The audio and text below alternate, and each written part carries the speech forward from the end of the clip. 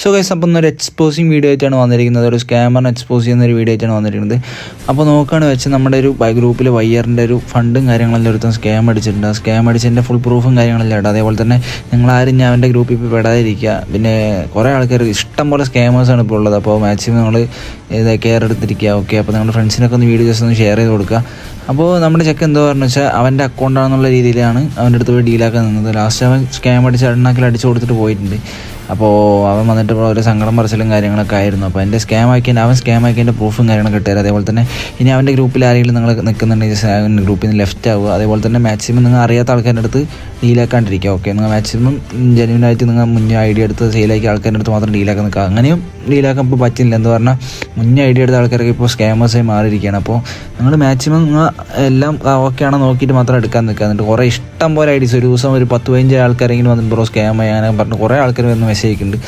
അപ്പോൾ ഇവൻ്റെ സ്കാം ആക്കി പ്രൂഫും കാര്യങ്ങളെല്ലാം കാണിക്കുക. ഓക്കെ, അപ്പോൾ